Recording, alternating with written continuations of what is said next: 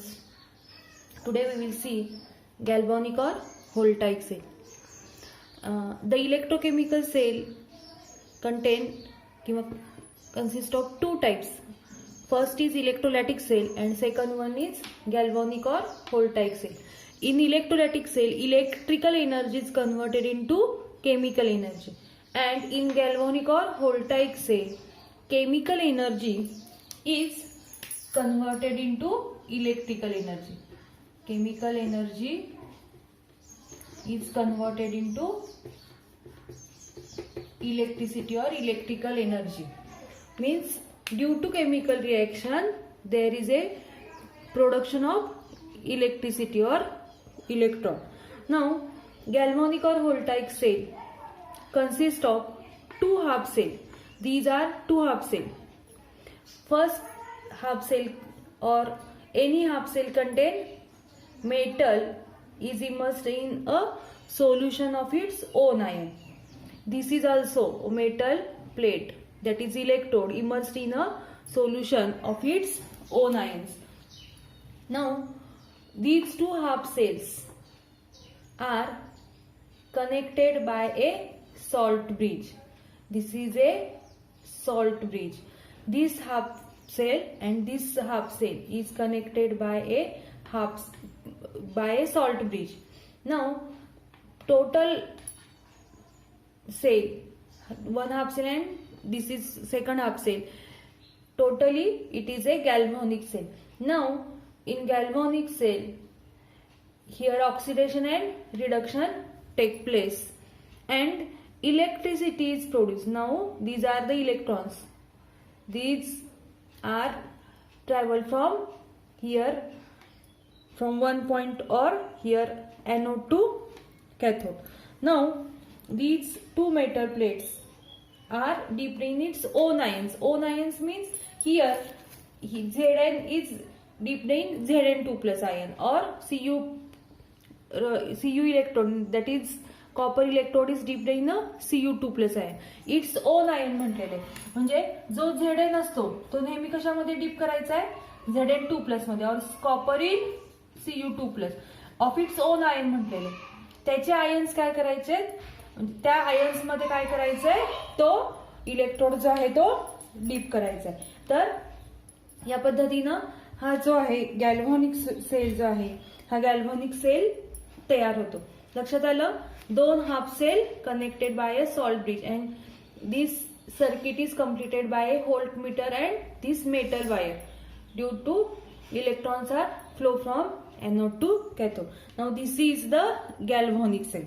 Now we have to see what is mean by a salt bridge. This is a salt bridge.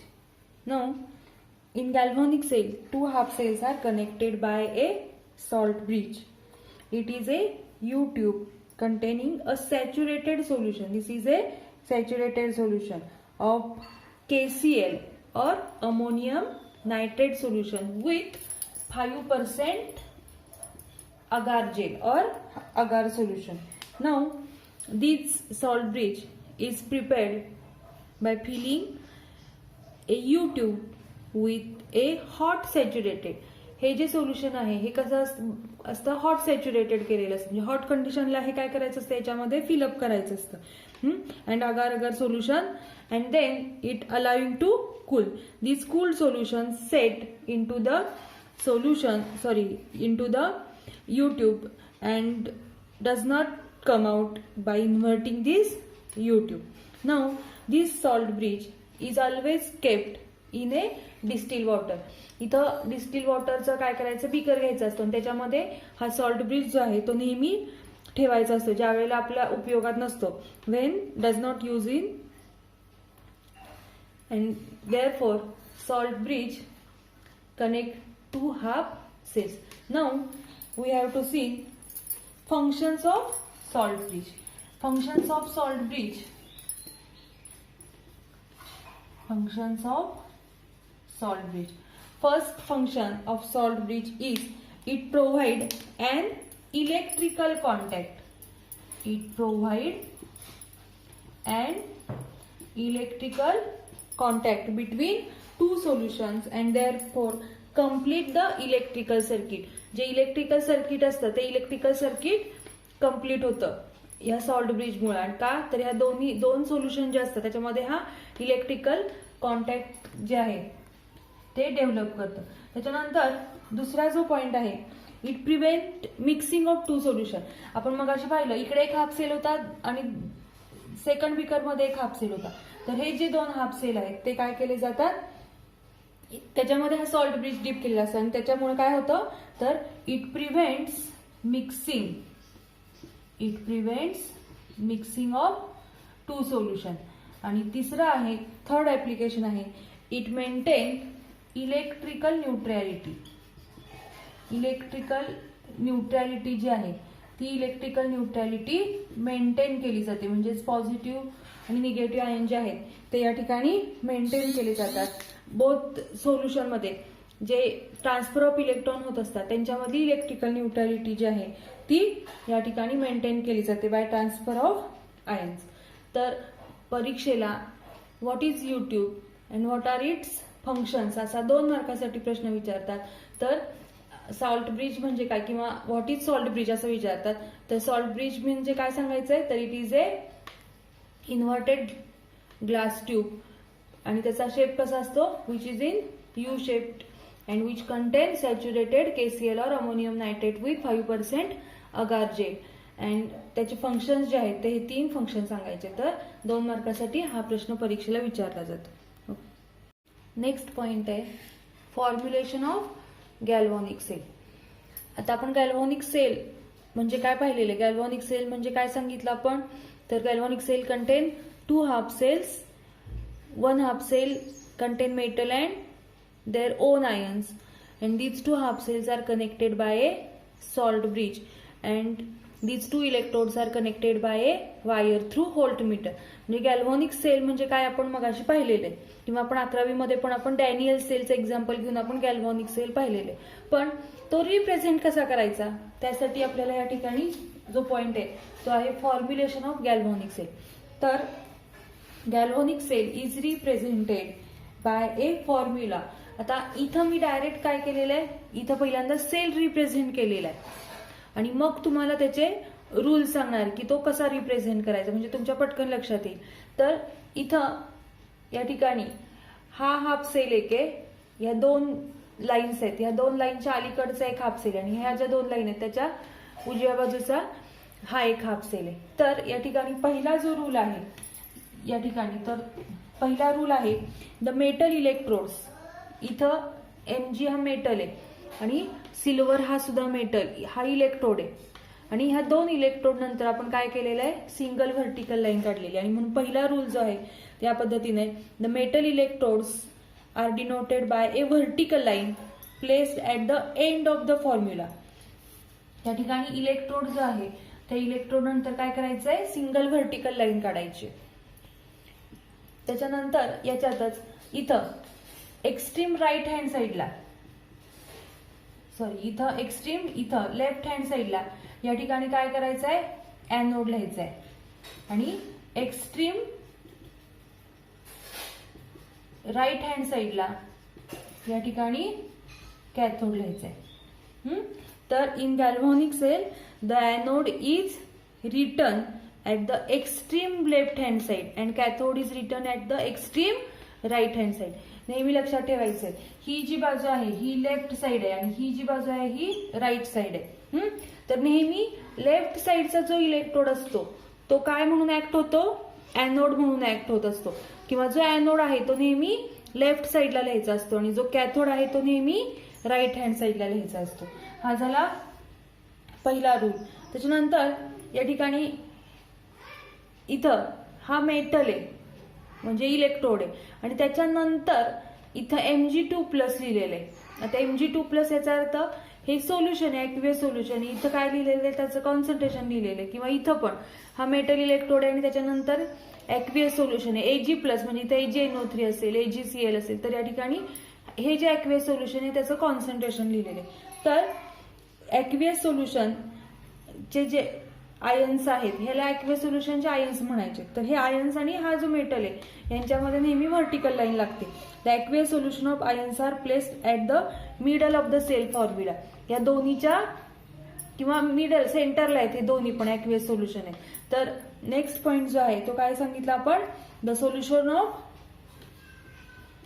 Ions are placed at the middle of the cell किंवा formula. त्याच्यानंतर जर का या ठिकाणी इथं आपण ions लिहिलेले आहेत, पण जर का एखादी इन्सोल्युबल स्पेसिस असेल किंवा गॅस असेल, आता हायड्रोजन गॅस इलेक्ट्रोड किंवा क्लोरीन गॅस इलेक्ट्रोड, त्याच्यामध्ये आपण हायड्रोजन गॅस जो आहे तो एखाद्या मेटलवरती आपण तो या ठिकाणी बबल्स त्याचे सप्लाय करत असतो. मग या ठिकाणी असे जे गॅस आहेत हे नेहमी कशाच्या नंतर लिहायचे असतात, तर या ठिकाणी इंटेरियर पोझिशनला लिहायचे असतात, या मेटल इलेक्ट्रोडच्या नंतर लिहायचे असतात. म्हणजे जसं आपण हे सोल्युशन मध्ये लिहिलं तसं एमजी नंतर इथं काय येणार आहे, म्हणजे हायड्रोजन गॅस इलेक्ट्रोड असेल तर लिहिताना कसं लिहिणार आपण, प्लॅटिनम H2 आणि मग H प्लस लिहिणार, कारण की H प्लस हे त्याचं ऍक्वेस सोल्युशन आहे. पण H2 गॅस आहे म्हटल्यानंतर प्लॅटिनम पहिल्यांदा लिहायचं, कारण की H2 गॅस हा प्लॅटिनमवर आपण बबल्स त्याचे सप्लाय करत असतो. आणि म्हणून या ठिकाणी मेटल नंतर लगेचच काय करायचे, गॅस लिहायचा असतो. तर तुम्हाला तो इलेक्ट्रोड लिहिल्यानंतर जास्त क्लिअर होईल. तर या ठिकाणी इन्सोल्युबल स्पेसिस किंवा गॅस जे असतात या ठिकाणी हे कशानंतर लिहायचे असतात, आफ्टर मेटल इलेक्ट्रोड. या ठिकाणी हा जो मेटल इलेक्ट्रोड आहे त्याच्यानंतर काय करायचे असतात ते लगेचच लिहायचे असतात.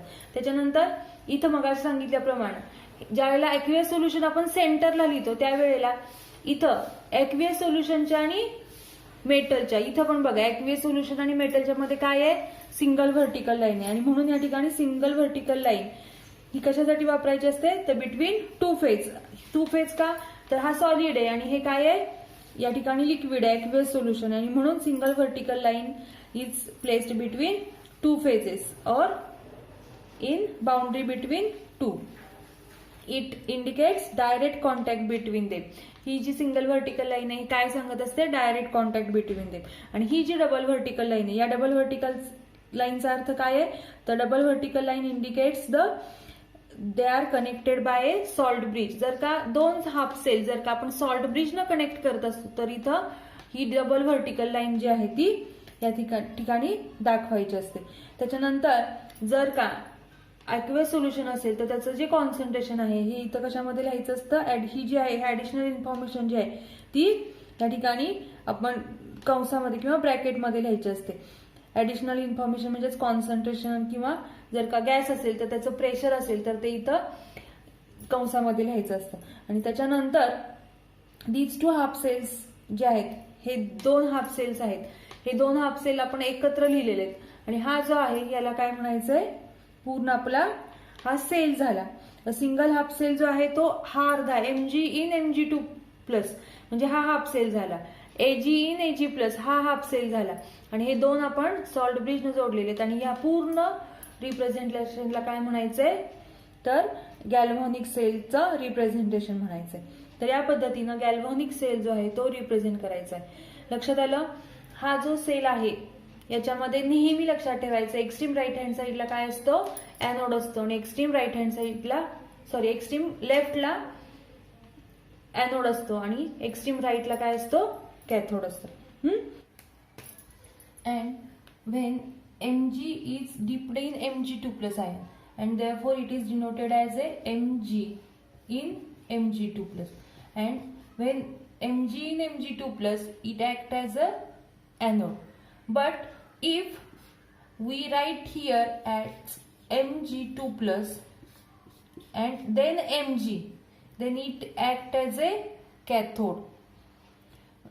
असं असेल तर हा झाला एनोड. आणि जर का असं असेल Mg2 प्लस व्हर्टिकल लाईन आणि त्याच्यानंतर Mg असेल तर हा कॅथोड लिहायचा आहे. त्याच्यामुळे एनोड आहे का कॅथोड आहे हे आपल्याला याच्यावरून पण समजतं, कारण की एनोड जो असतो तो नेहमी एक्स्ट्रीम लेफ्टला लिहायचा असतो. आणि एक्स्ट्रीम लेफ्टला लिहिताना नेहमी मेटल जो आहे प्रत्येक एंडला बघा इथं पण मेटल आहे आणि इथं पण मेटल आहे. मग नक्की मेटल आधी लिहिलाय म्हणजे Mg ने Mg2 प्लस आहे का, Mg2 प्लस व्हर्टिकल लाईन आणि Mg हे बघायचं आणि त्याच्यावरून ठरवायचं की हा एनोड आहे का कॅथोड आहे.